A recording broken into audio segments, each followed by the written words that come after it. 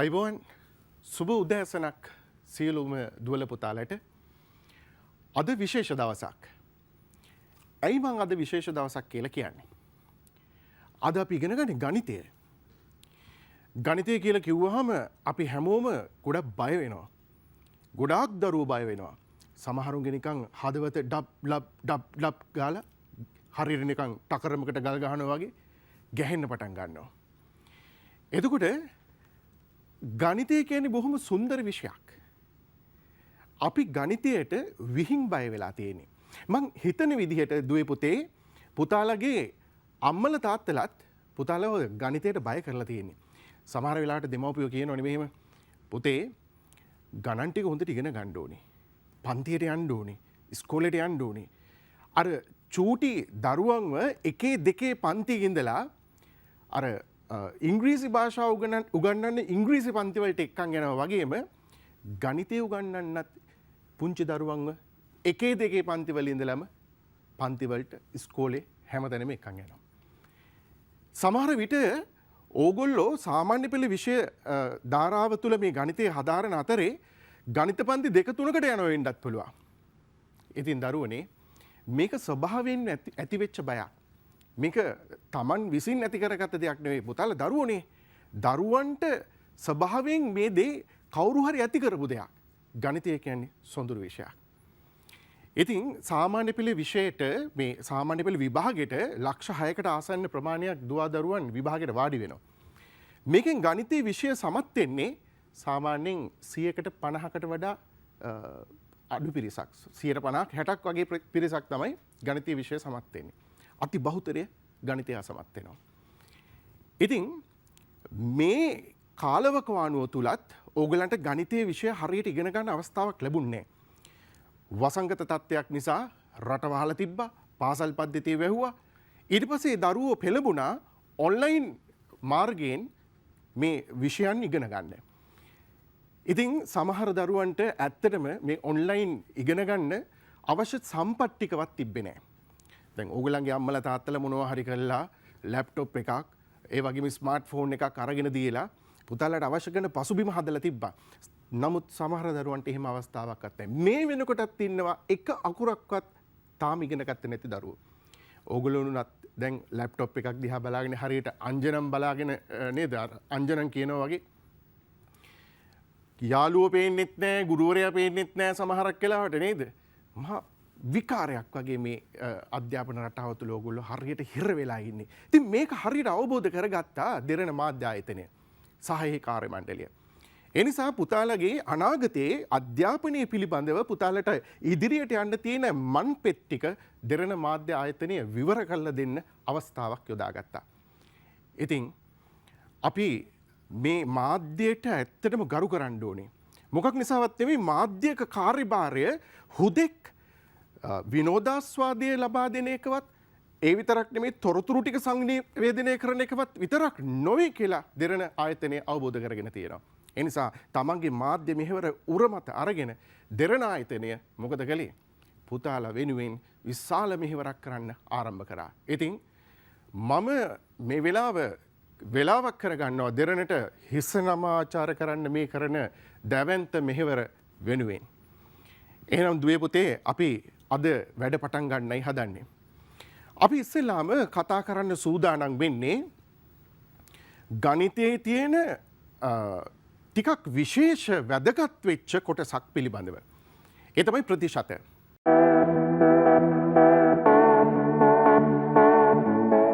After A-levels or O-levels, the really smart and successful people choose ACBT. Call us and we'll tell you why.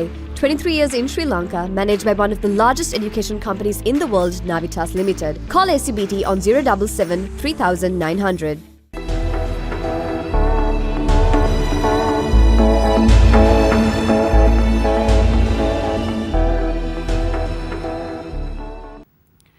දැන් අපි බැලුවොත් සාමාන්‍ය පෙළ ගණිත ප්‍රශ්න පත්‍රයේ ගණිතයේ ප්‍රශ්න පත්‍ර දෙකක් තියෙනවා පුතාලා දන්නවනේ. ඒකේ එක පත්‍රය ගත්තොත් ඒ කොටසේ කෙටි ප්‍රශ්න 25න් ලකුණු 2ක ප්‍රශ්නයක් ප්‍රතිශත වලින් තියෙනවා. B කොටසේ ව්‍යුහගත ප්‍රශ්න 5න් ලකුණු 10ක එක ප්‍රශ්නයක් ප්‍රතිශත වලින් තියෙනවා. ඒ වගේම සෙකන්ඩ් පේපර් එක ගත්තොත් සෙකන්ඩ් පේපර් එකේ ඒ කොටසේ 1 2 3 කියන පළවෙනි ගණන් තුන යටතේ එක් ගානක් ප්‍රතිශත ගානක් වෙනවා. බොහෝ වෙලාවට පළවෙනි ගාන ප්‍රතිශත ගාන. ඒකත් ලකුණු 10ක ප්‍රශ්නයක්. එතකොට එතන ලකුණු 10යි ෆස්ට් පේපර් එකේ ව්‍යුහගත ප්‍රශ්නයක් තියෙනවා ලකුණු 10යි ෆස්ට් පේපර් එකේ ඒ කොටසේ ලකුණු 2යි ඔක්කොම ලකුණු 22ක්. ආයි මොනවද කතානේ? ප්‍රතිශත වලට ඒ තරම් වැදගත්කමක් තියෙනවා. එහෙනම් අපි අද ප්‍රතිශත පාඩම පටන් ගමු. පුතාලගේ නංගිලා මල්ලිලටත් ආරාධනා කරන්න. 10 වසරේ 9 වසරේ ඉන්නවනම් නංගිලා මල්ලිලා ඒගොල්ලන්ටත් වාඩි වෙන්න කියන්න. ආලින්දේ රූපවාහිනියේ ඉස්සරහා තේ එකක් බොන ගමන් බිස්කට් එකක් කන ගමන් මේ උදෑසන මේ පාඩම කරන්න ඒගොල්ලන්ටත් ආරාධනා කරන්න අම්මලා තාත්තලාට එන්න කියලා කියන්නේ. මොකද ප්‍රතිශත කියන පාඩම අපි හැමෝටම වැදගත් වෙන නිසා. හොඳයි. එහෙනම් කොලේකුයි පෑනකුයි එහෙම අරගෙන අපි වැඩ ආරම්භ කරමු. හොඳයි. ප්‍රතිශත පාඩම යටතේ අපි මුලින්ම කතා කරන්න බලාපොරොත්තු වෙන්නේ බදු පිළිබඳව. බදු. දැන් බදු කියලා කිව්වහම ඔන්න ඉතින් ලොකු ප්‍රශ්නයක් එනවා. බදු කියලා කිව්වහම අම්මලා තාත්තලාත් දැන් ටිකක් කලබල වෙනවානේ. බදු. මොකද හේතුව අපිට බදු වැදගත්. අතිශයින්ම අපිට බදු වැදගත්. අපි සාමාන්‍ය පුරවැසියන් විදිහට රජයකට බදු ගෙවන්න බැඳිලා ඉන්නවා. එතකොට බදු වර්ග දෙකක් තියෙනවා පුතේ. බදු වර්ග දෙකක් තියෙනවා. මොනවද මේ බදු වර්ග දෙක? එක තමයි ඍජු බදු. අනිත් එක තමයි වක්‍ර බදු. ඍජු බදු සහ වක්‍ර බදු කියලා බදු වර්ග දෙකක් තියෙනවා. මොනවද ඍජු බදු කියන්නේ? දුවේ පුතේ ඍජු බදු කියන්නේ අපි කෙලින්ම ගෙවන බදු වලට. ඒ කියන්නේ අපි ඒක ගෙවන්න වගකීමෙන් බැඳිලා ඉන්නවා. අපි කෙලින්ම ගෙවන්න ඕන එක ගිහිලා ප්‍රාදේශීය සභා නගර සභා වලට ඒ වගේම වෙනත් පළාත් පාලන ආයතන වලට ඍජු බදු අපි ගෙවනවා. ඍජු බදු කොටස් තුනක් අපි ඉගෙන ගන්නවා. පළවෙනි එක තමයි වරිපනම් බදු. වරිපනම් බදු. දෙවෙනි එක තමයි තීරු බදු. ඒ වගේම තුන්වෙනි එක තමයි ආදායම් බදු. ආදායම් බදු. එතකොට මේ ඇවිල්ලා ඍජු බදු වර්ග. ඒ වගේම වක්‍ර බදු කියන්නේ මොනවද? දැන් අපි උදාහරණයක් ගත්තොත් ඕගොල්ලෝ සුපිරි පෙළේ අවන්හලකට යනවා කෑම කන්න. ඕගොල්ලෝ අවන්හලට ගිහිලා කෑම එකක් ඕඩර් කළාට පස්සේ ඕගොල්ලන්ගේ කෑම එක ළඟට ආවම මේ කෑම එකේ තියෙන වක්‍ර බදු. දැන් කල්පනා කරනවා වෙන්න පුළුවන් කෑම එකේ කොයිද බදු තියෙන්නේ කියලා. දරුවනේ ওই කෑම එක හදන්න ඕකට අවශ්‍ය කරන අමුද්‍රව්‍ය මිලදී ගන්න ඕනේ. සමහරක් වෙලාවට ඒකට දාන සෝස් එකේ බදු තියෙනවා. සමහරක් වෙලාවට ඒක හදන්න ගන්න අලවල බදු තියෙනවා. පැහැදිලිද?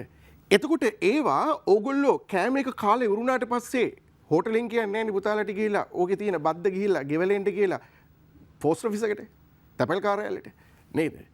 ඒ බද්ද ඒක අන්තර්ගත වෙලා තියෙනවා. ඒක වක්‍රාකාරයෙන් ඕගොල්ලන්ගෙන් අය කරනවා. ඉතින් අපි ඒවට කියනවා වක්‍ර බදු කියලා. වක්‍ර බදු යටතේ අපි ඉගෙන ගන්නවා බද්දක්. ඒ තමයි එකතු කළ අගය මත බදු. ඔකොම කිව්වට සමහර වෙලාවට තේරෙන එකක් නැහැ. ඉංග්‍රීසි වලින් ඕකට කියන්නේ අපි value added tax.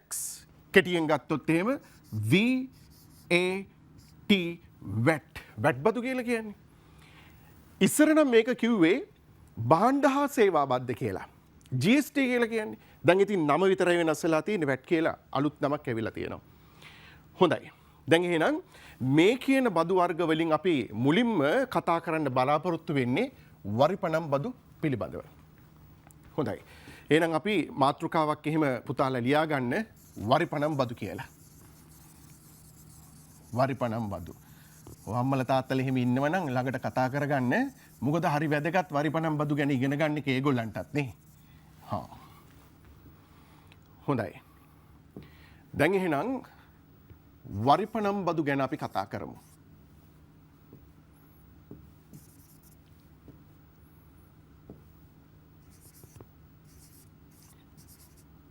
වරිපනම් බදු. හොඳයි. දැන් සාමාන්‍ය දුවේ පුතේ බදු අය කරන්න යම් කිසි සෝස් එකක් තියෙන්න ඕනේ, ප්‍රභවයක් තියෙන්න ඕනේ. දැන් වරිපනම් බදු අය කරන්නේ මොනකටද?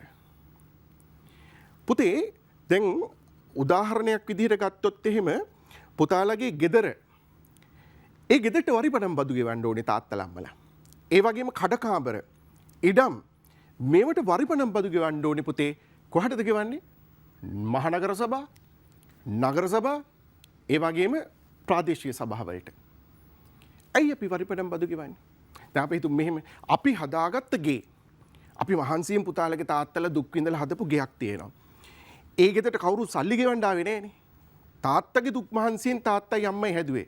නමුත් ඒ හදාගත්ත ගේ වෙනුවෙන් රජයට අපි බදු ගෙවන්න ඕන. අසාධාරණයි නේද? නිකන් හිතෙන්න පුළුවන් එහෙම හරි අසාධාරණ වැඩක් කියලා. අපි හිතමු මෙහෙම. ඔය ගේ ඔහොම තිබ්බට ඕගොල්ලන්ගේ ගේ පාරට ගෙයින් පාරට ආවට පස්සේ ඒ පාරේ ගුරු පාරක් නම් පොඩි වැස්සටත් යට වෙනවනම් අලිනාවන වලවල් තියෙනවනම් මේ පාරේ මිනිස්සෙට බැහැලා යන්න බෑනේ. එහෙනම් පාරට කාපට් කරන්න ඕනේ, පාර තාර දාන්න ඕනේ. අපි සල්ලි වේදම් කරලාත් දාන්නේ නෑ. මේ පාරේ ඇවිදගෙන යනකොට රෑ 6න් පස්සේ හවස 6න් පස්සේ කළුවර වැටුනහම ලයිට් එකක් නැත්තම් මේ පාරේ අපි අපේ ගෙදරින් ලයිට් එකක් මෙහෙම ගිහිල්ලා දාන්නේ නෑනේ මිනිස්සුන්ට නේද? එහෙනම් ඒ ලයිට් එක රජය විසින් දාලා දෙනවා. ඒකේ විදුලි බිල රජය විසින් ගෙවනවා.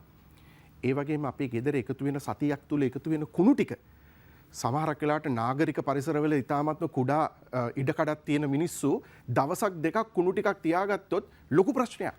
ඒක ගෙදර වල දාන්න නියමිත ස්ථානයක් නැහැ පොඩි ඉඩකඩක් තියෙන නිසා. ඒ නිසා මේ කුණු ටික ගෙනියන්න විධිමත් ක්‍රම වේදයක් තියෙන්න ඕනේ. ඒ ටික රජය විසින් කරනවා. ඒ නිසා මේ පොදු පහසුකම් ටික සම්පාදනය කරන්න රජයකට යම් මුදලක් අවශ්‍යයි. ඒ වෙනුවෙන් පුතාලගේ නිවෙස් වලින් ඒ වගේම කඩකාමර වලින් ගන්න බද්දට කියනවා අපි වරිපනම් බද්ද කියලා. මේ වරිපනම් බද්ද අය කරන්න සෝස් එකක් තියෙනවා. මොකක්ද? ඔබගේ නිවසේ වාර්ෂික වටිනාකම මත තමයි වරිපනම් බදු අය කරන්නේ. වාර්ෂික වටිනාකම මත. ඒක තීරණය කරන්නේ රජය විසින්. ඒකට තක්සේරුකරුවෝ ඉන්නවා. දැන් උදාහරණයක් විදිහට ඕගොල්ලන්ගේ ගේ හදන්න කලින් ප්ලෑන් එකක් අඳිනවනේ. ඒ ප්ලෑන් එක අරන් යනවනේ අනුමත කරගන්න නගර සභාවට, හරි ප්‍රාදේශීය සභාවට. අනුමත කරනකොට පුතාලගේ නිවසේ තියෙන වර්ග අඩි ප්‍රමාණය දිහා බලලා, නිවසේ සැකස්ම දිහා බලලා මේ වරිපනම් බද්දේ ප්‍රතිශතය නැත්තම් ප්‍රමාණය තීරණය කරනවා. ඒ වගේම ඒ නිවසට යම් වටිනාකමක් ලබා දෙනවා. පැහැදිලිද? තව දෙයක් මතක තියාගන්න.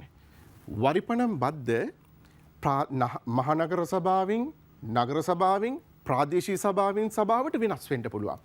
අපි හිතමු මෙහෙම එකම ස්ට්‍රක්චර් එක. ගේ සැකස්ම එකමයි. එක ගයක් තියෙනවා කොළඹ මහනගර සභාවේ. ඒ වගේම ගයක් තියෙනවා තව නගර සභාවක. ඒ වගේම ගයක් තියෙනවා ප්‍රාදේශීය සභාවක. එතකොට මේ නිවෙස් තුනට අය කරන බද්ද වෙන වෙනමයි ගණනය කරන්නේ. මහනගර සභාවේ අය කරන බද්දට වඩා ප්‍රාදේශීය සභාවේ බද්ද අඩුයි. පැහැදිලි නේද? හොඳයි. එහෙනම් ඔන්න හොඳට මතක තියාගන්න පුතේ. වරිපනම් බදු අය කරන්නේ මොකටද? ඉඩම්, දීපල, කඩකාමර පුතාලගේ නිවෙස් වල වාර්ෂික වටිනාකම මත. පැහැදිලි නේද? එහෙනම් හොඳයි. අපි එහෙනම් වරිපනම් බදු සම්බන්ධ පළවෙනි ගැටලුව සාකච්ඡා කරන්න යන්නේ. හොඳයි. දැන් පෑනක් කඩදාසියක් එහෙම අරගෙන අපි වැඩ පටන් ගමු. හොඳයි. පළවෙනි ප්‍රශ්නේ වාර්ෂික වටිනාකම රුපියල් 12000ක් වූ නිවසක් සඳහා නගර සභාවක් විසින් වාර්ෂිකව 4%ක වරිපනම් බද්දක් අය කරනවා. පළවෙනි ප්‍රශ්නයට අහනවා වාර්ෂික වරිපනම් බදු මුදල සොයන්න කියලා. හොඳයි. දැන් වාර්ෂික වටිනාකම නිවසේ රුපියල් 12000යි. නගර සභාව අය කරනවලු 4%ක වරිපනම් බද්දක්. එහෙනම් පළවෙනි ප්‍රශ්නෙට අපි හොයන්න ඕනේ පුතේ වාර්ෂික වරිපනම් මුදල. වාර්ෂික වරිපනම් මුදල. අපි ඒකට වාර්ෂික වරිපනම් මුදලත් කියලා කියනවා, වාර්ෂික වරිපනම් බද්ද කියලාත් කියනවා. කොහොමද මේක ගණනය කරන්නේ? නිවසේ වාර්ෂික වටිනාකම 12000යි. 12000 ගුණ කරන්න බදු ප්‍රතිශතය 100%න්. බිංදු දෙකට බිංදු දෙක කැපිලා ගියා. එතකොට 12 4 48යි බිඳුවයි රුපියල් 480යි. මෙන්න නගර සභාවට ගෙවන්න ඕනි වාර්ෂික වරිපණම් මුදල. අංක 2ට අහනවා හරි ලස්සන ප්‍රශ්නයක් කාර්තුවකට ගෙවිය යුතු මුදල. දැන් ප්‍රශ්නයක් එනවා පුතේ කාර්තුවක් කියන්නේ මොකක්ද කියලා. පුතාලා දන්නවා මේක නේද? කාර්තුවක් කියන්නේ මාස 3කින් යුත් කාල සීමාවක්. එතකොට ජනවාරි පෙබරවාරි මාර්තු කියන එක කාර්තුවක්. අප්‍රේල් මැයි ජුනි කියන්නේ තව කාර්තුවක්. මේ අනුව අවුරුද්දට තියෙනවා කාර්තු 4ක්. මොන පටලව ගන්න එපා කාර්තුවකට මාස 3යි. ඒ අනුව වසරකට කාර්තු කීයක් තියෙනවද? 4ක් තියෙනවා. එහෙනම් මුළු වසරටම ගෙවන වරිපණම් බද්ද 480යි නම් එක කාර්තුවකට ගෙවන වරිපණම් බද්ද අපිට හොයන්න පුළුවන්. කාර්තුවක අගය කොහොමද කාර්තුවක අගය හොයන්නේ පුතේ? 480 බෙදන්න 4න් අවුරුද්දට තියෙන කාර්තු ගාණෙන්. එතකොට කාර්තුවක වරිපණම් මුදල අපිට එනවා රුපියල් 120යි කියලා. ඔන්න ගැටලුව. බොහොම සරලයිනේ. හොඳයි. දැන් තව පුංචි කාරණාවක් තියෙනවා මෙතනදී ඉගෙන ගන්න. දැන් මේක අනිත් පැත්තත් එන්න පුළුවන් ගණන් වල. මොකද අනිත් පැත්ත කියන්නේ? සමහර විට ගානේ කාර්තුව දීලා නිවසේ වාර්ෂික වටිනාකම කීයද කියලා අහන්නත් පුළුවන්. එහෙම වුණාම ළමයි අමාරු වෙටෙනවා. ඒ නිසා මම මේකේ පොඩි ක්‍රමවේදයක් ඕගලන්ට පැහැදිලි කරලා දෙන්න. දැන් අපි හිතමු මෙහෙම. වාර්ෂික වටිනාකම රුපියල් 12000යි. පැහැදිලිද? ඊට පස්සේ වාර්ෂික වරිපණම් මුදල රුපියල් 480යි. ඊළඟට කාර්තුව නැත්තම් කාර්තුවකට ගෙවිය යුතු අගය රුපියල් 120යි.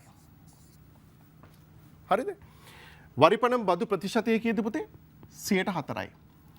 දැන් වාර්ෂික වටිනාකම දන්නවනම් වාර්ෂික වරිපණම් මුදල හොයන්නේ කොහොමද? වාර්ෂික වටිනාකම වන 12000 ගුණ කරන්න ඕනේ 100ට 4න්. 12000 ගුණ කරන්න ඕනේ 100න් 4න්. නේද? එතකොට එනවා වාර්ෂික වරිපණම් බද්ද. වාර්ෂික වරිපණම් බද්ද දන්නවනම් කාර්තුව හොයන්නේ කොහොමද? වාර්ෂික වරිපණම් බද්ද 480 බෙදන්න ඕනේ කාර්තු ගාන 4න්. එතකොට කාර්තු වෙනවා. දැන් ඕකෙම අනිත් පැත්තට අපි යමු යට ඉඳලා උඩට. කාර්තුව දන්නවනම් වාර්ෂික වටිනාකම හොයන්නේ කොහොමද? කාර්තුවක වටිනාකම 120 ගුණ කරන්න ඕනේ අවුරුද්දට තියෙන කාර්තු ගානේ.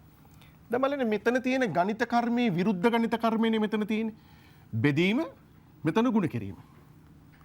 ඒ වගේම වාර්ෂික වරිපණම් මුදල දන්නවනම් වාර්ෂික වටිනාකම හොයන්නේ වාර්ෂික වරිපණම් මුදල වෙන මේ 480 ගුණ කරන්න ඕනේ පුතේ බදු ප්‍රතිශතය වෙන 100ට 4 පරස්පරයෙන්. 100ට 4 පරස්පරය කියන්නේ 4න් 100න්. එතකොට හරි ලස්සනට කැපෙනවා 4ට 4 1යි. මෙතන 120යි. 120 100න් ගුණ කළාම හරියටම 12000 එනවා නේද? මේක නිකන් චක්‍රීය ක්‍රියාවලියක් වගේ. මදුරුවාගේ ජීවන චක්‍රය වගේ නේද? අන්න ඒ වගේ ජල චක්‍රය වගේ මේක මතක තියාගන්න. උඩ ඉඳලා පහළට ක්‍රමානුකූල වෙන ආකාරයත් පහළ ඉඳලා උඩට ක්‍රමානුකූල වෙන ආකාරයත්. මේක හරියට ඔළුවේ තියාගත්තාම වරිපණම් කියන්නේ අතිශයින්ම ලේසි කොටසක් වෙනවා ඔබට. හොඳයි. එහෙනම් අපි යමු වරිපණම් සම්බන්ධව දෙවෙනි ගැටලුවට. ප්‍රශ්න අංක 2. දැන් මං හිතන්නේ ඕගලන්ට මේක පිළිබඳව හරි අවබෝධයක් ලැබුණා කියලා මට හිතෙනවා. දැන් ඔයගොල්ලෝ මේ ගණිත ගැටලු හදනකොට ඒවා කඩදාසියක් අරගෙන ලියා ගන්න. මේවා හදන ආකාරයේ මේ ෂෝට් නෝට් මේ දුන්න ෂෝට් නෝට් ඒවත් ලියා ගන්න පුතේ. හරිද? හොඳයි. ප්‍රශ්න අංක 2ට යමු අපි. දෙවෙනි ප්‍රශ්නේ. එක්තරා නගර සභාවක් මගින් වාර්ෂිකව 3%ක බද්දක් අය කරයි. එක්තරා නගර සභාවක් මගින් වාර්ෂිකව 3%ක බද්දක් අය කරනවා. සුමේද මෙම එයාගේ කඩකාමරයක් තියෙනවලු. ඒ කඩකාමරයේ සඳහා කාර්තුවකට රුපියල් 420ක වරිපණම් මුදලක් නගර සභාවට ගෙවනවලු. ඔහුගේ කඩකාමරේ වාර්ෂික වටිනාකම සොයන්න කියලා කියනවා. දැන් අපි මේ ගාන බැලුවොත් අර යටේ ඉඳලා උඩට යන්න තියෙන ගානක්නේ. පැහැදිලිද? හොඳයි. එතකොට සුමේද කාර්තුවකට ගෙවනවනේ රුපියල් 420ක්. අපි එහෙනම් මුලින්ම හොයමු වාර්ෂික වරිපණම් මුදල. වාර්ෂික වරිපණම් මුදල. බද්ද කියලා කිව්වත් හරි. වාර්ෂික වරිපණම් බද්ද. කාර්තුවකට ගෙවන ගාන 420යි නම් දරුවනේ අවුරුද්දට ඒ වගේ කාර්තු 4ක් තියෙනවා. ඒ නිසා අපි මේක 4ෙන් ගුණ කරනවා. 420 4ෙන් ගුණ කරනවා. එතකොට උත්තරේ 4 වරක් 0යි 4 වරක් 2 8යි 4 වරක් 4 16යි අවුරුද්දට ගෙවන වාර්ෂික වරිපණම් බද්ද රුපියල් 1680යි. දැන් අහන්නේ මේ කඩකාමරේ වාර්ෂික වටිනාකම. වාර්ෂික වටිනාකම. හරි ලේසියිනේ නේද? බොහොම ලේසියිනේ. අපි අර කලින් රොටේෂන් එක ඉගෙන ගත්තේනේ. වාර්ෂික වරිපණම් බද්ද 1680යි නම් අපි මේක ගුණ කරන්න ඕනේ පුතේ බදු ප්‍රතිශතයෙන් නෙමෙයි බදු ප්‍රතිශතයේ පරස්පරයෙන් 103යිනේ බදු ප්‍රතිශතය. ඒකේ පරස්පරය 3න් 100යි. 3ට 3 1යි 16ට 3 5යි එකක් ඉතුරුයි 18ට 3 වරක් 6යි බිඳුවට බිඳුවයි 560 100ෙන් ගුණ කළාම උත්තරේ රුපියල් 56000යි. මෙන්න එයාගේ කඩකාමරේ වාර්ෂික වටිනාකම. පැහැදිලිනේ? බොහොම සරලයි. හොඳයි. දැන් තුන්වෙනි ප්‍රශ්නෙටත් යමු. අද අපි ටිකක් වැඩිපුර ප්‍රශ්න කතා කරමු නේද? මොකද දැන් මේවා 10 වසරේ ඒවනේ පුතේ. 10 වසරේ ප්‍රශ්නනේ. ඉතින් අපිට 11 වසරේ තව ප්‍රතිශත සම්බන්ධ ගොඩක් දේවල් ඉගෙන ගන්න තියෙනවානේ. ඉතින් හීන වෙන ශේෂ ක්‍රමයේ මත පොලිය ගණනය කරන ආකාරය ඉගෙන ගන්න තියෙනවා. ඒ වගේම ව්‍යාපාර කොටස් පිළිබඳව අපිට කතා කරන්න තියෙනවා. ඉතින් ඒ නිසා අපි ටිකක් වැඩිපුර ගණිත ගැටලු හදලා මොකද ගණන් කියන්නේ හදන විෂයන්නේ. හදන්නනේ අපිට මේක හොඳට ඔලුවට යන්නේ. අපි යමු තුන්වෙනි ප්‍රශ්නෙට.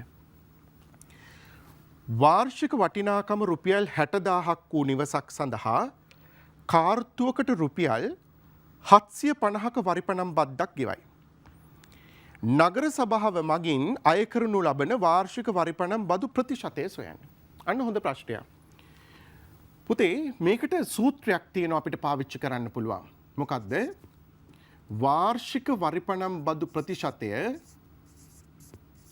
වාර්ෂික වරිපණම් බදු ප්‍රතිශතය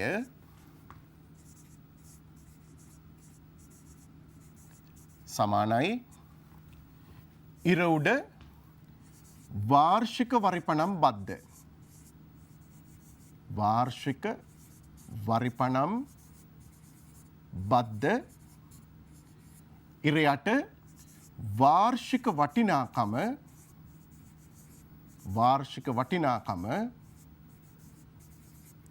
ගුණ කිරීම 100. පුතාලා දන්නව ප්‍රතිශතයක් කරන්න නම් අපි 100ෙන් ගුණ කරන්න ඕනේ කියලානේ. මේ සූත්‍රයේ පුතාලා කටපාඩම් කරගන්න ඕනේ. වාර්ෂික වරිපණම් බදු ප්‍රතිශතය හොයනකොට ඉර උඩ වාර්ෂික වරිපණම් බද්ද බදු අය කරන්නේ නිවසක කඩකාමරයක වාර්ෂික වටිනාකම මත පදනම් මිල ඉර යට පදනම ෆවුන්ඩේෂන් එක. පදනම කියන්නේ ෆවුන්ඩේෂන් එක. ඒක ඉර යට තියෙන්න ඕනේ.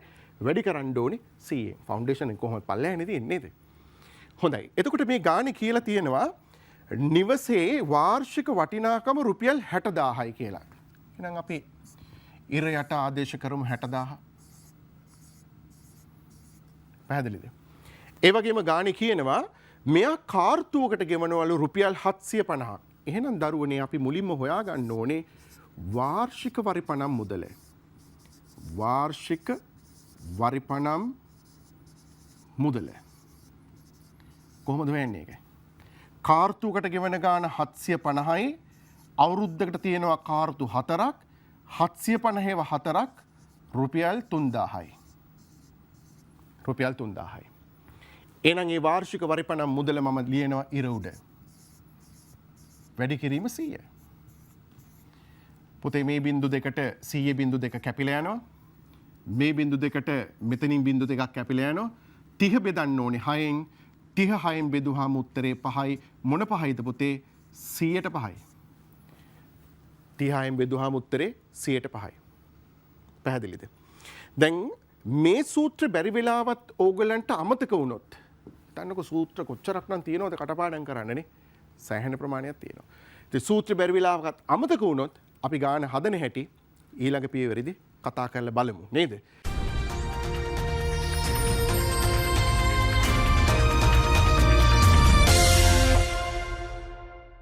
අපි නතර වෙලා හිටියේ වරිපණම් බදු සම්බන්ධ ගණිත ගැටලු වලින්. ඉතින් දැන් ඕගොල්ලෝ වරිපණම් බදු සම්බන්ධ ගණිත ගැටලුවක් හදන ආකාරය පිළිබඳව හොඳ ආකාරවම දන්නවා. අපිට තව පුංචි දෙයක් තියෙනවා කලින් මම මතක් කරා. මොකද්ද? වරිපණම් බදු ප්‍රතිශතයේ ගණනය කරන සූත්‍රේ කටපාඩමේ නැති වුණොත් ළමයිට සූත්‍ර කොච්චරක් තියෙනවද පාඩම් කරන්න? දෙයියනේ විද්‍යාවේ සූත්‍ර තියෙනවා. ගණිතයේ තියෙනවා. අර්ථකථන තියෙනවා. තව පාඩම් කරන්න කොච්චර විෂයන් තියෙනවද නේද? ඉතින් අපි ගණිතය කියන්නේ මේ සූත්‍ර වලට හිර වෙලා නිකන් මේ ලඝු වෙලා නිකන් මේ අමාරුවෙන් නේ ඔළුවේ නිකන් ලොකු බරක් තියාගෙන ඉගෙන ගන්න දෙයක් නෙමෙයි. මේක හරි සරල බොහොම මේ ලස්සන විෂයක්. දැන් බැරි වෙලාවත් පුතේ වාර්ෂික වරිපණම් බදු ප්‍රතිශතය හොයන සූත්‍රය අමතක වුණා කියලා හිතන්න. අපි මේ ගානම ගමුකෝ අර කලින් අපි සාකච්ඡා කරපු ගානම. ඒ ගානේ අපිට දීලා තිබ්බ වාර්ෂික වටිනාකම. පැහැදිලිද? වාර්ෂික වටිනාකම රුපියල් 60000යි. ගානේ දීලා තිබ්බා. ඒ වගේම අපිට දීලා තිබ්බ කාර්තුවකට ගෙවෙන මුදල කාර්තුව රුපියල් 750යි. ඉතින් කාර්තුවකට ගෙවෙන වරිපණම් මුදල අපි දන්නවනම් රුපියල් 750යි කියලා අපිට හොයාගන්න පුළුවන් පුතේ වාර්ෂික වරිපණම් මුදල. ඒක ඉතින් අපි මුලින්ම හොයාගෙන ඉන්න ඕනේ නේ. වාර්ෂික වරිපණම් මුදල. ඒක කොහොමද හොයන්නේ? කාර්තුවකට 750ක් ගෙවනවා. ඒ වගේ අවුරුද්දට කාර්තු 4ක් තියෙනවා. 750 ඒවා 4ක් රුපියල් 3000යි. දැන් ඔන්න සූත්‍රය මතක නැහැ ප්‍රතිශතය හොයන. සූත්‍රය මතක නැහැ. දැන් එහෙනම් අපි මොකද කරන්නේ? අපි අර සාමාන්‍යයෙන් වරිපණම් ගානේ වාර්ෂික වරිපණම් බද්ද හොයපු ආකාරයටම අපි මෙතන ප්‍රතිශතය ගණනය කරනවා. කොහොමද? වාර්ෂික වටිනාකම රුපියල් 60000යිනේ. 60000 වැඩි කරන්න ඕනේ පුතේ වාර්ෂික වරිපණම් බද්ද හොයනකොට ප්‍රතිශතයෙන්. හැබැයි ප්‍රතිශතය අපි දන්නේ නැහැ. නිසා අපි ගත්ත ප්‍රතිශතයේ 100ට R කියලා. දන්නේ නැහැ. එතකොට වාර්ෂික වටිනාකම වාර්ෂික වරිපණම් බදු ප්‍රතිශතයෙන් ගුණ කරාම අපිට ලැබෙන්න ඕනේ වාර්ෂික වරිපණම් බද්ද එක අපි හොයලා තියෙනවා රුපියල් 3000යි කියලා. ආන්නේ. අපි දන්න දේනේ. වාර්ෂික වටිනාකම බදු ප්‍රතිශතයෙන් ගුණ කළාම වාර්ෂික වරිපණම් බද්ද ලැබෙනවා. දැන් ඉතින් හරි ලේසියිනේ. අපි මේ බිංදු දෙකට මේ බිංදු දෙක කපලා දානවා. එතකොට මේ පැත්තේ අපිට ඉතුරු වෙනව කොච්චරද? 600ක්. එතකොට R සමානයි මේ 600 නැති කරන්න දෙපැත්තම අපි 600ෙන් බෙදන්න ඕනේ. එතකොට මේ 3000 බෙදන්න ඕනේ 600ෙන්. 600 බිංදු දෙකට මේ බිංදු දෙක කැපෙනවා. 36ෙන් බෙදුවාම උත්තරේ 100ට 5යි. අන්න පුතේ බලන්න. අර ප්‍රතිශතයේ පුතාලා හොයන සූත්‍රේ දන්නේ නැති වුණාට ඕගලන්ට බොහොම පහසුවෙන් මේ සාමාන්‍ය අපි බදු ගණනය කරන ආකාරයටම මේක ගණනය කරන්න පුළුවන්. තේරුණා නේද? හොඳයි. එහෙනම් ඔන්න අපි වරිපණම් බදු වලින් අයින් වෙනවා. දැන් අපි ගමන් කරන්නේ තීරු බදු වලට. හොඳයි. දැන් තීරු බද්දක් කියන්නේ මොකක්ද? හරි වැදගත්. තීරු බදු අය කරන්නේ මොන වෙලාවල් වලටද? දුවේ පුතේ අපි පිටරටින් භාණ්ඩ ආනයනය කරනවා. අපේ රට විතරක් නෙවෙයි පිටරටවලුත් භාණ්ඩ ආනයනය කරනවා. සහ අපේ රටේ නිෂ්පාදනය කරන භාණ්ඩ පිටරටට අපි අපනයනය කරනවා. සාමාන්‍යයෙන් ඉතින් ලංකාවේ නිෂ්පාදනය කරන භාණ්ඩ ප්‍රමාණය අඩුයිනේ. ඒ නිසා ලංකාවේ මුදල් පිටරටට යන ප්‍රමාණය වැඩි. පිටරටේ විදේශ විනිමය ලංකාවට එන ප්‍රමාණය අඩුයි. ඒ නිසා ලංකාවේ ඉතින් ලොකු අරුබුද තියෙනවා පුතාලා දන්නවා ඒ කියන්නේ. ඉතින් භාණ්ඩයක් ආනයනය කරනකොට ඒ ආනයනය කරන භාණ්ඩය මත රජය විසින් යම් බද්දක් අය කරනවා. මෙන්න මේකට අපි කියනවා තීරු බද්ද කියලා. දැන් මේක මෙහෙම නම කිව්වට ගොඩක් වෙලාවට සමහරක් වෙලාවට අඳුරන්නේ නැති වෙන්න පුළුවන් පුංචි පන්ති වල ඉන්න ඔයාගේ නංගිලා මල්ලිලා. මේකට අපි කියනවා කස්ටම් ටැක්ස්. එහෙම නැත්නම් ඔයගලන්ට අහලා තියෙනවනේ ඩියුටි ෆ්‍රී භාණ්ඩ ගන්නවා කියලා කතාවක් නේ. පිටරටින් ඉඳන් එන කට්ටිය ඩියුටි ෆ්‍රී භාණ්ඩ ගන්නවා කියලා. අන්න ඔන්න ඕක තමයි මේ තීරුබදු කියලා කියන්නේ. මේ තීරුබදු ගෙවීම සිද්ධ කරන්නේ රේගු දෙපාර්තමේන්තුවට. වරාය සම්බන්ධ රේගුවක් වෙනම තියෙනවා, ගුවන් තොටුපොළ සම්බන්ධ රේගුවක් වෙනම තියෙනවා. මේ භාණ්ඩ පිටරටින් ඉඳන් එනකොට අපි මේ භාණ්ඩ වෙනුවෙන් යම් බද්දක් ගෙවන්න ඕනේ. ඇතැම් භාණ්ඩ වලට පුතේ තීරුබද්ද භාණ්ඩේ වටිනාකමටත් වඩා වැඩි. 60%ක් 70%ක් 100%ක් ඊට වඩා වැඩි තීරුබදු අය කරන අවස්ථා තියෙනවා. පිටරටින් ගෙන්නන භාණ්ඩවල සුඛෝපභෝගී බව වැඩි වෙන්න පුතේ තීරුබද්දත් වැඩි. ඇයි එහෙම කරන්නේ? මේ භාණ්ඩ ලංකාවට ගෙනෙන එක අධෛර්යමත් කරන්න. හිතන්න හෙට ඉඳලා සියලු වාහනවල තීරුබදු අයින් කරා කියලා කිව්වා කියලා.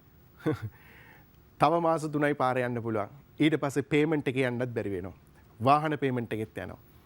ඉතින් මේ හේතුව නිසා තීරුබදු අය කිරීම කරනවා රජය විසින්. දැන් අපි චුට්ටක් කතා කරලා බලමු තීරුබදු සම්බන්ධයෙන් පුතාලා දන්න කරුණු මොනවද කියලා. දැන් පිටරටින් භාණ්ඩයක් ආනයනය කරනකොට ඒ භාණ්ඩේ ආනයනික වටිනාකම මත යම් තීරුබද්දක් අය කළාට පස්සේ ඒ භාණ්ඩේ වටිනකම වැඩි වෙනවද අඩු වෙනවද? අනිවාර්යෙන් වැඩි වෙන්න ඕනේ නේ. අපි හිතමු භාණ්ඩේ රුපියල් ලක්ෂයයි. ඒකට තීරුබද්දක් අය කරනවා 50000ක්. දැන් භාණ්ඩේ වටිනකම රුපියල් 1,50,000ක් වෙන්න ඕනේ. හොඳයි. එතකොට මම ඕගලන්ගෙන් අහනවා තීරුබද්ද සම්බන්ධයෙන් මෙන්න මෙහෙම ප්‍රශ්නයක්. අපි හිතමු මෙහෙම.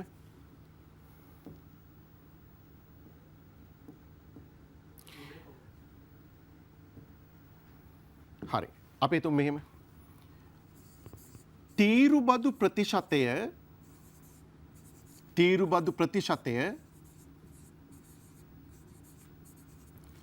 140යි. තීරුබදු ප්‍රතිශතය 140යි. දැන් මේකේ අර්ථය මොකක්ද කියලා මම ඕගලන්ගෙන් අහුවොත් එහෙම 140යි. හරිද? මේකේ අදහස තමයි පුතේ තීරුබද්ද අය කරන්න පෙර භාණ්ඩේ වටිනාකම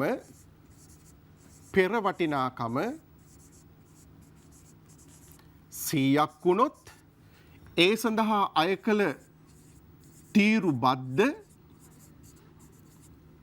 40යි.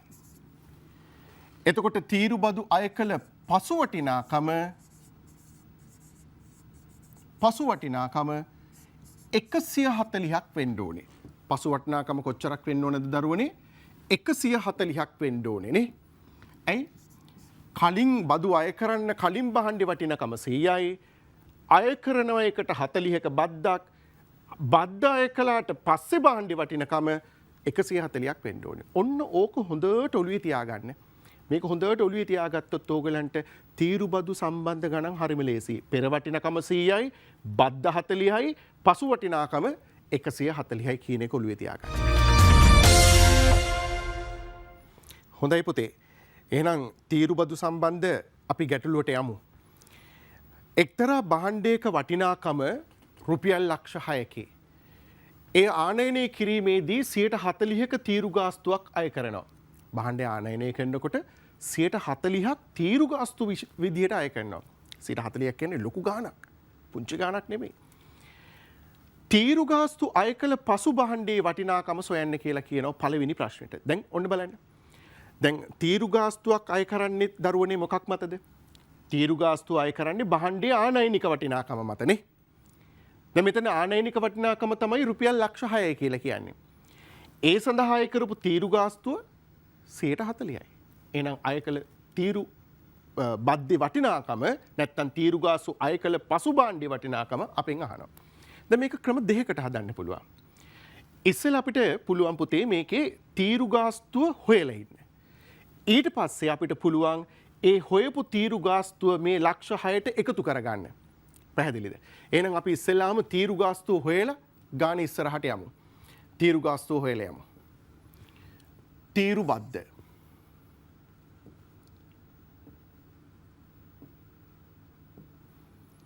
අපි මුලින්ම හොයනවා තීරු බද්ද. right? එතකොට භාණ්ඩේ වටිනාකම කීයද පුතේ? ලක්ෂ 6යි. ලක්ෂ 6යි. මේකට අය කරන තීරු ගාස්තුව 140යි. එතකොට බිඳුවට බිඳුව කැපුණා, මේ බිඳුවට මේ බිඳුව කැපුණා. 4 වරක් 6 24යි. 24යි බිඳු 1යි 2යි 3යි 4යි. 1යි 2යි 3යි 4යි. උත්තරේ කීයද? රුපියල් 240,000යි. 2,40,000යි කියලා කිව්වොත් හරි නේද? 2,40,000යි කියලා කිව්වත් හරි. මේක තමයි අය කරපු තීරු බද්ද. දැන් පළවෙනි ප්‍රශ්නෙට අහන්නේ පුතේ තීරු බදු අය කළ පසු භාණ්ඩේ වටිනාකම නේද? තීරු බදු අය කළ පසු වටිනාකම. පැහැදිලි නේද පුතාලට? එතකොට භාණ්ඩේ ආනයනික වටිනාකම ලක්ෂ 6ක් වෙනවා. ඒකට අය කරපු තීරු බද්ද 2,40,000ක් වෙනවා. මේ දෙක එකතු කරාම එනවා තීරු බදු අය කළ පසු භාණ්ඩේ වටිනාකම කීයද? 6 2 8යි රුපියල් 8,40,000යි. රුපියල් 8,40,000යි. මේක තමයි තීරු බදු අය කළාට පස්සේ භාණ්ඩේ වටිනකම. දැන් මේක එකපාර හොයන්නත් පුළුවන්. කොහොමද අර මම ඕගලන්ට කලින් කියලා දුන්න ක්‍රමේ පාවිච්චි කරලා පුළුවන් මේක එකපාර හොයන්න. කොහොමද? තීරු බද්ද 140යි කියන එකේ අදහස මොකද්ද? පෙර වටිනාකම 100යි තීරු බද්ද 40යි තීරු බදු අය කළ පසු වටිනකම 140යි කියලා අපිට අරගන්න පුළුවන්. දැන් දරුවනේ තීරු බදු අය කරන්න පෙර භාණ්ඩේ වටිනාකම හෙවත් ආනයනික වටිනාකම රුපියල් ලක්ෂ 6යිනේ. අපි ඒක ලියාගමු මෙතන පෙර වටිනාකම යටින් රුපියල් ලක්ෂ 6යි කියලා. රුපියල් ලක්ෂ 6යි. හොයන්න ඕනේ මම තීරු බදු අය කළ පසු භාණ්ඩේ වටිනකම කීයද කියලා. ඉතින් දැන් මේක හරි ලස්සන සිස්ටම් එකක් තියෙනවා මේ ගාන හදන්න. කොහොමද? මේ ලක්ෂ 6 බෙදන්න එයත් එක්කම ඉන්න 100ෙන්. ලක්ෂ 6 බෙදන්න පුතේ එයත් එක්කම ඉන්න 100ෙන්. ගුණ කරන්න හොයන්න තියෙන 140න්. 140න්. පැහැදිලිද? බිංදු දෙකට බිංදු දෙක කැපිලා යනවා. ඊට පස්සේ 6 වරක් 4 24යි. අපි මෙතනින් ලියමු. 6 වරක් 4 24න් 4 දානවා දෙකක් ඉතුරුයි. 6 වරක් 1 6යි ඒ දෙකයි 8යි. බිංදු 1යි 2යි 3යි 4යි. 1යි 2යි 3යි 4යි. අන්න බලන්න. අර පිළිතුරම අපිට ලැබෙනවා. මේ පිළිතුරම ලැබෙනවා. හැබැයි අපි ඒක එකපාර හෙව්වා තීරු බද්ද ගණනය කරන්නේ නැතුව. ඉතින් පුතාලගේ ප්‍රශ්න පත්‍රයේ තීරු බද්ද හොයන්න කියලා ඊට පස්සේ ගානේ තීරු බදු අය කළ පසු වටිනාකම හොයන්න කිව්වොත් මේ ක්‍රමය අනුගමනය කරන්න. කෙලින්ම තීරු බදු අය කළ පසු භාණ්ඩේ වටිනකම හොයන්න කියලා කිව්වොත් මේ ක්‍රමේ පාවිච්චි කරන්න පුළුවන් ඕගලන්ට. හොඳයි. දැන් මේ ප්‍රශ්නේ තව කොටසක් ඉතුරු වෙලා තියෙනවා. අංක 2 මෙම භාණ්ඩය සඳහා රුපියල් 50,000ක ගොඩබෑමේ ගාස්තුවක්ද රුපියල් 10,000ක ප්‍රවාහන ගාස්තුවක්ද ගෙවීමට සිදු වෙනවලු. එහෙමනම් 10%ක ලාභයක් ඇතිව එය විකිණිය යුතු මුදල සොයන්න. ඔන්න දැන් පුතේ ලාභ කතාවකුත් මෙතනට සම්බන්ධ කළා. දැන් පුතාලා 9 වසර පන්තියේදී ඉගෙනගෙන තියෙනෝනේ ලාභනේ. ඉතින් මම පොඩ්ඩක් ඒකත් මතක් කරන්න තමයි මේ සූදානම් වෙන්නේ.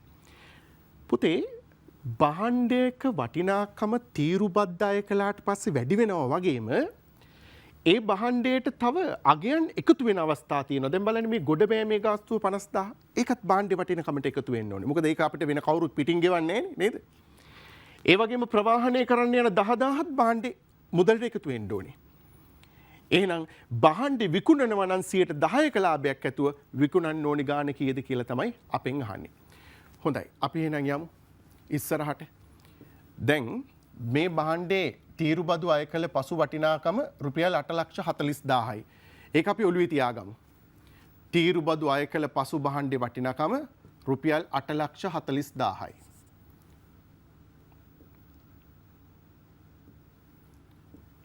රුපියල් 8,40,000යි. පැහැදිලිද? දැන් මේ භාණ්ඩේ වටිනාකමට තව එකතු වෙන්න ඕනේ මොකක්ද? ගොඩබෑමේ ගාස්තුවක් අය වෙනවා රුපියල් 50,000ක. ඒ 50,000ත් පුතේ මේකට එකතු වෙන්න ඕනේ. ඒ වගේම ප්‍රවාහන ගාස්තුවක් අය වෙනවා රුපියල් 10,000ක. ඒ ප්‍රවාහන ගාස්තුවත් පුතේ මේකට එකතු වෙන්න ඕනේ. ප්‍රවාහන ගාස්තුව 10,000ත් එකතු වෙන්න ඕනේ. දැන් එතකොට භාණ්ඩේ වටිනකම කීයද? 5යි 4යි 9යි 1යි 10යි 0.1ක් ඉතුරුයි. ඒ කාටට එකතු කළාම 9යි. භාණ්ඩේ දැන් වටිනකම රුපියල් 900,000යි. ඒ කියන්නේ ලක්ෂ 9යි. හරි? දැන් මේ පුද්ගලයා මේ භාණ්ඩේ විකුණනවලුනේ. විකුණනකොට මේ ගානටම විකුණන්න පිස්සුවක් නැහැ නේ මිනිස්සුන්ට නේද? ලාභයක් තියාගෙන ඉපැ විකුණන්න. එයා මේකට තියාගන්නවලු 10%ක ලාභයක්. ඉතින් ඕනනම් අපිට ලාභය හොයලා ඊට පස්සේ භාණ්ඩේ විකුණුම් මිල හොයන්නත් පුළුවන්. එහෙම නැත්නම් අපි ලාභය හොයන්නේ නැතුව කෙලින්ම විකුණුම් මිල හොයන්නත් පුළුවන්. දැන් 10%ක් ලාභයි කියන එකේ අර්ථය මොකක්ද? 10%ක් ලාභයි කියන එකේ අර්ථය පුතේ 100ට භාණ්ඩයක් ගත්තොත් ගත් මිල 100ක් වුණොත් පුතේ ලාභය 10යි. එහෙම වුණොත් පුතේ භාණ්ඩේ විකුණුම් මිල 110ක් වෙන්න ඕනේ. 100ට ගත්තොත් භාණ්ඩේ 10ක් ලාභ තියාගෙන විකුණන්න ඕනේ 110ට. දැන් එතකොට භාණ්ඩේ ගත් මිල කීයද? ලක්ෂ 9යි. අපි මේ භාණ්ඩේ ගත් මිල රුපියල් ලක්ෂ 9 ගත් මිල යටින් ලියාගමු 900,000යි. අපි දැන් මේ ලක්ෂ කතා කියන්නේ නැහැ නේද? ලක්ෂ වලින් කතා කරන්නේ. දැන් අපි කතා කරන්නේ මිලියන වලින් බිලියන වලින්. දැන් කෙලින්ම අපි හොයන්න ඕනේ භාණ්ඩේ විකුණුම් මිල කීයද කියලා. දැන් අර මම කලින් කිව්ව ක්‍රමයේ මේ බලන්න. මේ ලක්ෂ 9 බෙදන්න යත් එක්කම ඉන්න 100ෙන්. ලක්ෂ 9 බෙදන්න යත් එක්කම ඉන්න 100ෙන්. ගුණ කරන්න හොයන්න තියෙන 110යි. හරි ලේසි. ගුණ කරන්න 110යි. මේ බිංදු දෙකට මේ බිංදු දෙක කැපෙනවා 11 සරක් 9 99යි 0.1 2 3 4යි 1 2 3 4යි ඒ අනුව පුතේ අපිට එනවා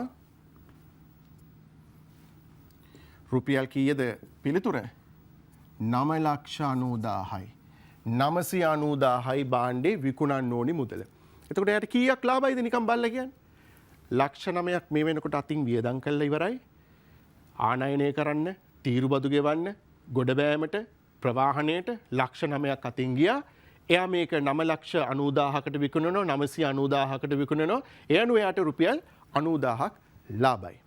පැහැදිලි නේද පුතාලට? හොඳයි. එහෙනම් අපි ඊළඟ ගැටලුවට යමු. එක්තරා භාණ්ඩයක් ආනයනය කිරීමේදී 80%ක තීරුබදු ප්‍රතිශතයක් අය කරයි. දැන් අපි ලියාගමු පුතේ මොකද්ද මේ 80%යි කියන එකේ අර්ථය මොකක්ද කියලා? තීරුබද්ද 80%යි. ඒ කියන්නේ තීරුබදු අය කරන්න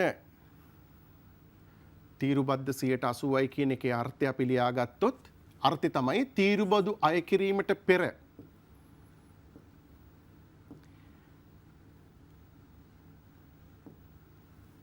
තීරුබදු අය කිරීමට පෙර භාණ්ඩේ වටිනාකම නැත්නම් පෙර වටිනාකම 80යි තීරුබද්ද පෙර වටිනාකම 100යි තීරුබද්ද 80යි තීරුබදු අය කළ පසු වටිනාකම 180යි. ඔන්න අර්ථය. පැහැදිලිද? තීරුබදු භාණ්ඩයක් ආනයනය කරනකොට 80%ක තීරුබද්දක් අය කරනවලු 80%ක තීරුබද්දේ අර්ථය තමයි මම පුතාලට කියලා දුන්නේ මොකද්ද? බදු අය කරන්න පෙර වටිනාකම 100යි බද්ද 80යි බදු අය කළාට පස්සේ බදු අය කළාට පස්සේ භාණ්ඩේ වටිනාකම 180යි. හොඳයි. ඊළඟට ගාන කියනවා තීරුබදු ගෙවූ පසු භාණ්ඩේ වටිනාකම රුපියල් 7,56,000ක් නම් තීරුබදු ගෙවීමට පෙර භාණ්ඩේ වටිනාකම හොයන්න. හරි ලේසි. දැන් අපි කලින් හෙව්වේ මොකද්ද? කලින් හෙව්වේ ආනයනික වටිනාකම දුන්නාම තීරුබදු අය කළ පසු භාණ්ඩේ වටිනාකම හෙව්වා. දැන් ඕකේ අනිත් පැත්ත. ඒතර වටිනාකම කොච්චරයිද බදු අය කළාට පස්සේ 7,56,000යි. අපි එහෙනම් ඒක පසු වටිනාකම යටින් ලියාගමු රුපියල් 7,56,000යි. 7,56,000යි. එහෙනම් තීරුබදු ගෙවීමට පෙර භාණ්ඩේ වටිනාකම අපි ගණනය කරන්න ඕනේ. තීරුබදු ගෙවීමට පෙර වටිනාකම සමානයි. හරි ලේසි පුතේ. මේ 7,56,000 බෙදන්නේ යත් එක්කමින් 180න් 7,56,000 බෙදීම 180 ඒක ගුණ කරන්න හොයන්න තියෙන 100න්. හරි නේද? හොඳයි. මේ බිඳුවට අපි මේ බිඳුව කපලා දාමු. මේක 18න් බෙදන්න පුළුවන් නේ. 18ට 18 1යි. 75ට පුතේ 18 ඒවා කීයක් ඇද්ද බලන්න. 18 ඒවා අපි 4ක් බැලුවොත් 4 වරක් 8 32යි. 3ක් ඉතුරුයි 4 වරක් 1 4යි 3යි 7යි. ඔව් 72යි. එතකොට 75ට 18 ඒවා 4යි. එතකොට තව 3ක් ඉතුරුයි. ඒ 3 මෙතනින් දැම්මහම 36යි. 36ට 18 ඒවා 2යි. බිංදු 2යි. 4200යි. 4200 ගුණ කරන්න ඕනේ පුතේ කීයෙන්ද? 100න්. 4200 100න් ගුණ කරාම උත්තරේ 420,000යි. 420,000යි. 4,20,000යි. අන්න හරි ලේසියිනේ. ඔන්න තීරුබදු ගෙවීමට පෙර භාණ්ඩේ වටිනාකම අපි හෙව්වා. තීරුබදු ගෙව්වට පස්සේ භාණ්ඩේ වටිනාකම පේනවද ඔයගලන්ට වැඩි වෙලා කියලා? පේනවද? හරි. ඊට පස්සේ ඔය ගානේ අවසාන වශයෙන් අහන්නෙත් ඒකම තමයි නේ තීරුබදු ගෙවීමට පෙර භාණ්ඩේ වටිනාකම සොයන්න කියලා. හොඳයි. අපි ඊළඟට යන්නේ අතිශයින්ම වැදගත් කොටසක් ඒ තමයි ආදායම් බදු. දැන් පුතේ ආදායම් බදු කියන්නේ මොනවද?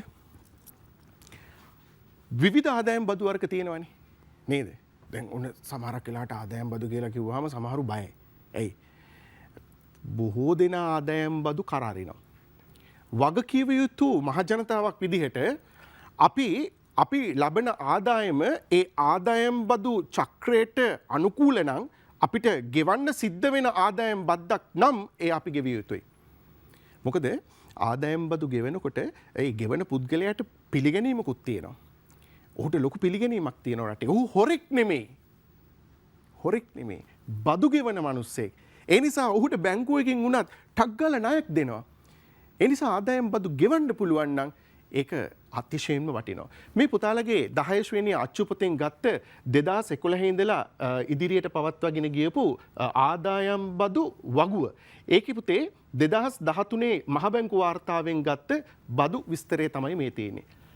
පුතේ පුද්ගලයෙකුගේ වාර්ෂික ආදායමෙන් පළවෙනි ලක්ෂ 5 බද්දෙන් නිදහස්. ඒකෙන් ඕන දෙයක් කාලා බීලා නිදහසේ ඉන්න පුළුවන්. හැබැයි ලක්ෂ 5ට වඩා ආදායම් බද්ද වැඩි වෙනවා නම් ඊළඟ ලක්ෂ 5ට 4%යි, ඊළඟ ලක්ෂ 5ට 8යි, ඊළඟ ලක්ෂ 5ට 12%යි, 4 ගුණාකාර වලින් බදු අය කිරීම සිද්ධ වෙනවා කියලා ඔයගලන්ට පේනවා. හොඳයි පුතේ. ඉතින් අද අපි සාකච්ඡා කළේ පුතාලගේ ප්‍රතිශත කියන පාඩම යටතේ වරිපනම් බදු ඒ වගේම තීරු බදු සම්බන්ධයෙන්. ඉතින් අපිට තවත් කොටස් කීපයක් තියෙනවා සාකච්ඡා කරන්න. අපි ඉදිරියේදී එන පාඩම් වලදී ඒ කොටස් පිළිබඳව ඉතාමත්ම ගැඹුරින් ඉතා සරලව නේද? ගැඹුරු කරුණු සරලව සාකච්ඡා කරන්න බලාපොරොත්තු වෙනවා. එහෙනම් හැමෝටම ආයුබෝවන් කියලා මම සමුදෙනවා.